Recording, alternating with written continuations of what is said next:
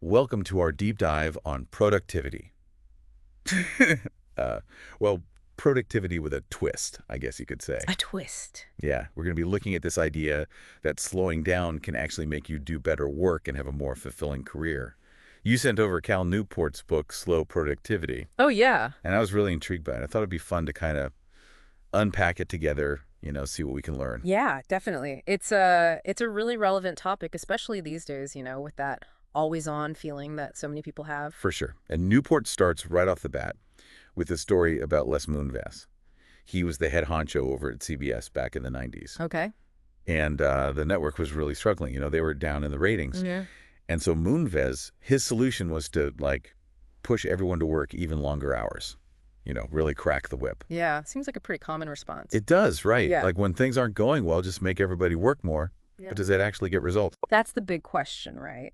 And Newport kind of argues that all this busyness, it doesn't always mean you're being effective.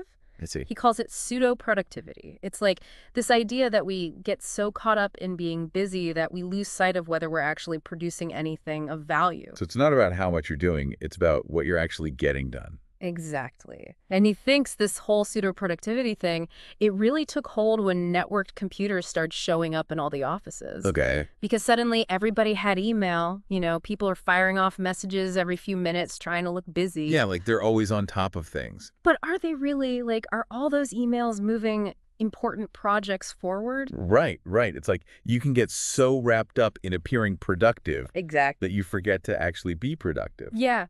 And it's funny because Newport brings up this really interesting counterexample with Anthony Zucker. Okay. Do you know him? I don't think so. He's the guy who created CSI. Oh, wow. Okay. And his path to success was anything but straightforward, Yeah. Like he wasn't some high-powered executive. He was a tram operator in Vegas. Really? Yeah, and he was writing in his spare time, just plugging away at it. Wow. It took him years, years of refining his ideas, dealing with rejection. Oh, I bet. He even started his own production company before CSI finally took off. Wow. So it was like a real long game for him. It was. And the funny thing is, CSI actually ended up being the thing that turned CBS around, not Moonves' whole, work longer hours thing. Huh. So you got these two contrasting examples. Yeah. Moonves pushing everybody to the limit and Zucker, taking this slower, more deliberate approach. Right. It really makes you think maybe we've been approaching this whole productivity thing the wrong way. I think that's exactly what Newport wants us to question. And he makes this interesting comparison between productivity and the slow food movement. The slow food movement. Okay, now that's kind of out of left field. It might seem like a stretch, but bear with me. So think about where slow food started. It was basically a protest against the opening of a McDonald's in Rome. Oh, wow. It was all about rejecting that fast food mentality, that emphasis on speed and efficiency. That's of everything else. Exactly. Who cares how the food tastes or where it comes from as long as it's cheap and fast? Right, right. So slow food is like this pushback against that. What's about slowing down, really savoring your meal. Exactly. It's about appreciating the process, using fresh local ingredients, connecting with traditions, the whole thing. Okay, I could do that. And it's kind of amazing how this idea of slowing down, being more intentional, has actually spread to all these other areas of life. Really? Like what? I mean, you've got slow cities, slow medicine. Huh, never heard of those. There's even slow media now. Wow. It's like this whole movement pushing back against that constant pressure to do more, faster. It's like a counterculture almost. Yeah, and that's where the connection to productivity comes in. Okay, so are we talking about instead of trying to cram more and more into our days, Right. we should be more focused on doing fewer things, but doing them really well? Yeah, you're getting it. Okay. That's really the heart of slow productivity. Okay. And Newport uses Jane Austen as an example to illustrate this point. Jane Austen, the novelist. Yeah. There's this common misconception that she did all her writing in secret, hiding it from people. Oh, like she had to sneak in her writing between all her social obligations. Exactly. Like she'd be doing needlepoint with her friends, then scribbling away in her notebook when nobody was looking. Right. But recent scholarship, it actually suggests that Austen was way more productive when she had fewer obligations, when she had more time to just focus. Oh, interesting. Like when she moved to Taunton Cottage, she had all this space and solitude, Huh. and that's when she produced some of her most famous work. So her most productive time was actually when she had more time to focus. Yeah, it kind of challenges that idea that we need to be constantly busy to be successful, doesn't it? It does. So where do we go from here? Well, this is where we get to the first principle of slow productivity. Do fewer things. Okay, that sounds great in theory. Right. But how do you actually, you know, do less in a world that demands so much from us? That is the million-dollar question, and that's what we're going to dig into in the next part of our deep dive. Like, how do you actually put this into practice? So we've established that doing less can actually lead to better work, but how do we actually make that happen in a world that like expects us to be constantly doing more and more? It's definitely a challenge, and Newport offers some practical strategies for putting this principle into practice, both kind of long-term and then also on like a more seasonal basis. Okay, interesting. So let's start with the long-term strategies. What does that look like? So he talks about this idea of missions, which are essentially the guiding goals or like services that drive your professional So life. this is like a personal mission statement kind of thing? It's more about identifying those key areas of focus that really matter to you professionally. Like if you're a researcher, it might be securing grants and publishing papers. Right. If you're a designer, maybe it's about landing high-profile clients and creating award-winning work. Gotcha. So it's about being really intentional about what you're working towards. Exactly. And Newport argues that a lot of times we end up taking on too many missions at once, Oh, yeah. Yeah. spreading ourselves too thin, creating all this unnecessary pressure. He uses the example of Jenny Blake, who we talked about in our episode on freelancing. Oh, right. Yeah. She had built that super diverse business with all those different income streams. Right, exactly. But she realized that juggling like over 10 different income streams was burning her out. I can imagine. She was constantly busy, but not actually fulfilled by what she was doing. Hmm. So she decided to simplify, narrowed her focus to just a few key missions. I see. And that allowed her to, work less, but actually make more of an impact in the areas that were most important to her. That makes a lot of sense. So being more selective about what we're focusing on can actually free up more time and energy for the things that really matter. Exactly.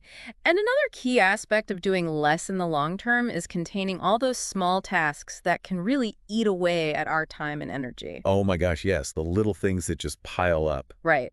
Newport calls it the overhead tax. All those emails, meetings, administrative tasks that constantly pull us away from the real work. I feel that. Sometimes it feels like those little things take up way more time than they should. They do, and they can really drain our mental bandwidth. It's interesting because Newport actually uses Benjamin Franklin as an example, I got somebody who understood the importance of minimizing this overhead tax. Franklin was insanely productive. Yeah, he was like the ultimate multi-hyphenate. Right. But he also knew when to delegate. So he hired this really skilled foreman, David Hall, to manage all the day-to-day operations of his printing business. So basically, he outsourced all the stuff that was bogging him down. Exactly. And it freed him up to focus on his writing, his inventions, all his contributions to public life, the stuff he was really good at. Okay, so finding our own David Hall could be a real game changer. But, I mean, not all of us can just hire someone to handle our to-do lists. Right, of course. But there are other ways to manage this overhead tax. Like one strategy Newport recommends is something he calls autopilot scheduling. Autopilot scheduling, what's that? It's basically about creating dedicated blocks of time for those recurring tasks that can just clog up our weeks. Like you could set aside every Friday afternoon to process email or maybe Monday morning to deal with all the paperwork. So you're not constantly switching between different types of tasks. Exactly. It helps to streamline your workflow and reduce that feeling of overwhelm. And then for those smaller tasks that don't fit neatly into a weekly schedule, you can use the concept of office hours. So it's like setting aside a specific time each day to deal with all the little things that come up. Exactly. That way you're not constantly getting sidetracked by every little request or interruption. It's like creating those boundaries in your day so you can actually get some focused work done. Right. And then finally, we can also reduce that overhead tax by investing in tools and services that actually streamline our work. Yeah, it seems like there are so many productivity apps and things out there these days. There are, and it's easy to get caught up in all the hype.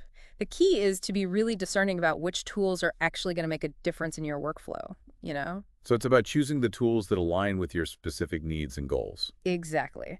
And sometimes the best tools are the simplest ones. Like, it doesn't have to be fancy software or a complicated system. Sometimes just having a clear to-do list or a dedicated calendar can make a big difference. Okay, so we talked about limiting our missions, containing those small tasks, and being smart about the tools we use.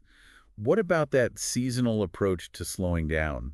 What does that even mean when it comes to, knowledge work? It's basically about recognizing that our energy and productivity naturally ebb and flow throughout the year. For most of human history, work was tied to the natural cycles of the seasons, like farmers had planting and harvesting times, foragers followed the migrations of animals. Right. It's only recently that we've come to expect this constant year-round productivity. Exactly.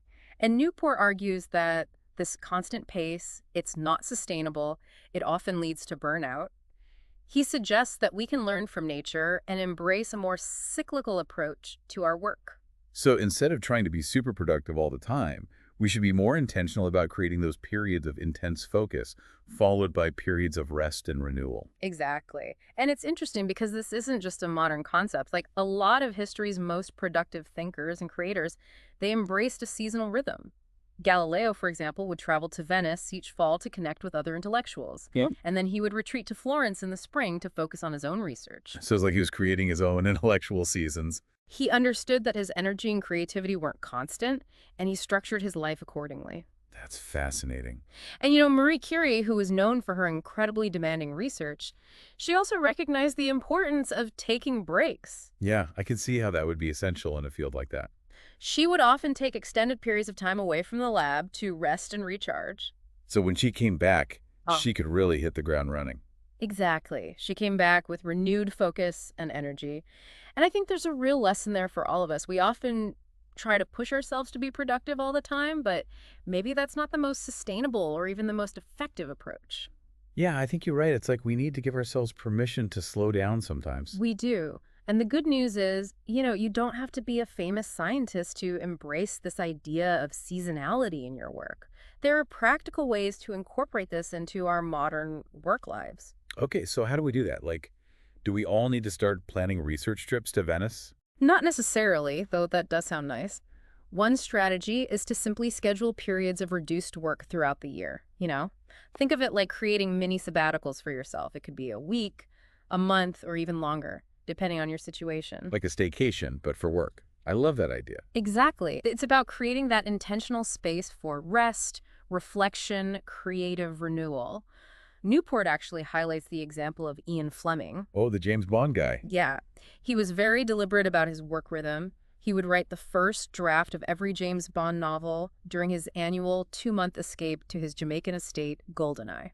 Okay, that sounds amazing. Yeah. But I don't think my boss would be too happy if I asked for 2 months off to write a novel. It can definitely be challenging, but not impossible. Remember Jenny Blake? She takes 2 full months off every year, and she's built her business to accommodate that. It might require some creative planning, some negotiation. I guess it depends on your work and your circumstances. Yeah, but the benefits can be huge. So it's about finding what works for you. Right. And even if you can't take those big extended breaks, you can still create smaller micro seasons within your work week. Okay, how do you do that? Like maybe you block off 1 day a week for deep work, or you designate certain hours as meeting free zones. Yeah, that makes sense. Or maybe you just commit to taking a long lunch break once a week to go for a walk or read a book. It's all about creating those little pockets of time to step away from the demands of work and recharge. Those are all great ideas. Mm. Seems like even small changes can make a big difference in how we approach our work and manage our energy. I think so. And so we've covered these long-term strategies and seasonal approaches to slowing down. Now I'm curious to hear about what Newport says about simplifying our day-to-day work lives, like the nitty-gritty stuff. Okay, so we've talked about slowing down over the long haul and even embracing these like seasonal rhythms. But let's get practical, down to the everyday stuff. How can we apply these slow productivity ideas to like our actual work days? One of the simplest things, but honestly one of the most effective, is just being more realistic about how much you can actually do in a day.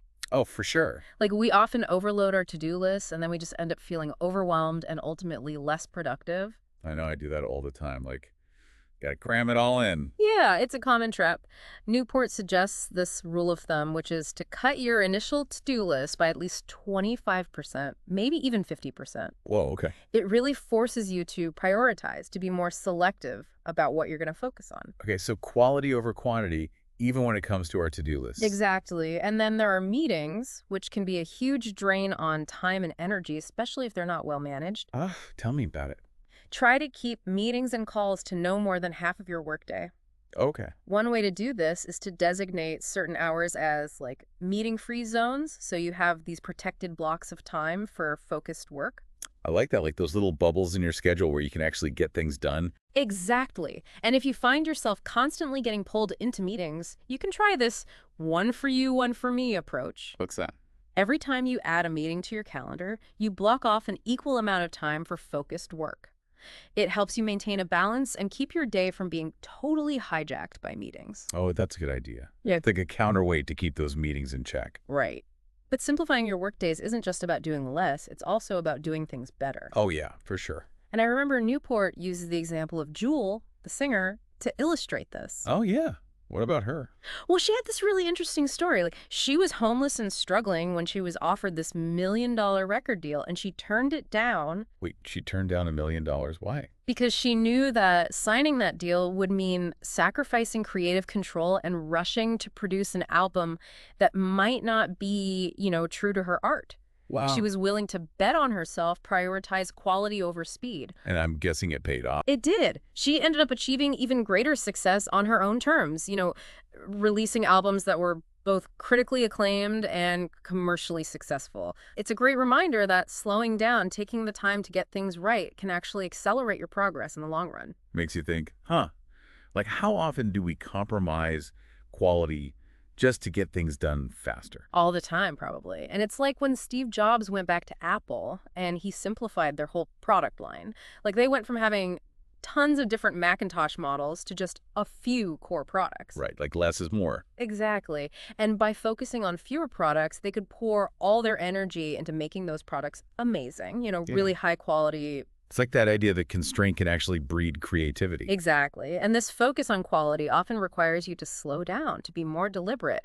Think about Ira Glass, the radio guy. Yeah, from This American Life. Yeah, he has this famous quote about the gap between taste and ability. Like when you're starting out in any field, you often have good taste, but you don't have the skills to actually create what you envision. Yeah, totally. And it takes time and effort to close that gap. That's where slow productivity comes in. It's about being patient, trusting the process. So it's about being willing to put in the work even when it's slow and maybe a little frustrating at times. It is. So how do you actually push yourself to that higher level of quality? How do you, bet on yourself without burning out in the process? That's a good question. Well, Newport has some ideas about that too. One approach is to just dedicate your spare time to a project you're really passionate about. Makes sense. Like, Stephenie Meyer, the author of Twilight, she famously wrote her first book after her kids went to bed each night. Oh, wow. It's about carving out those pockets of time and using them intentionally, even if it means, giving up some leisure time in the short term. But in the long run, it could pay off big time. Exactly. It's about making that conscious choice to invest in yourself and your craft. Like Clive Cussler, he started writing his adventure novels during the night shift while his wife worked. John Grisham, he was squeezing in writing time between his law practice and his kids' soccer games. It's about being resourceful, finding those creative ways to make time for the work that matters to you. Exactly. And for those of us who dream of turning a passion project into our full-time gig, making that leap without ending up broke and stressed. That's a big one. Newport stresses this idea of the proof of concept and replication rule. Okay, what's that?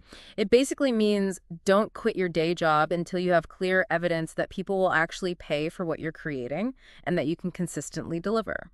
So it's about testing the waters, making sure there's an actual market for your work before you go all in. Exactly. Like Clive Cussler, he wrote 4 whole manuscripts before he left his advertising job. John Grisham didn't quit practicing law until he had a solid movie deal for the firm.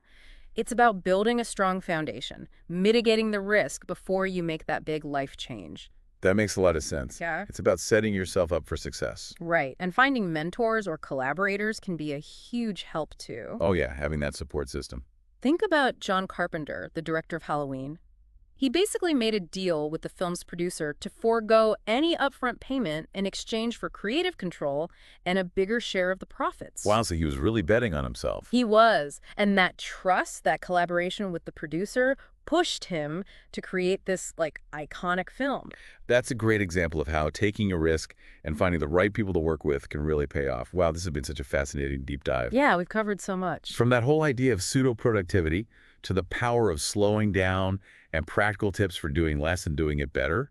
If there's one thing I hope you'll remember, it's that slowing down is not about being lazy or unproductive.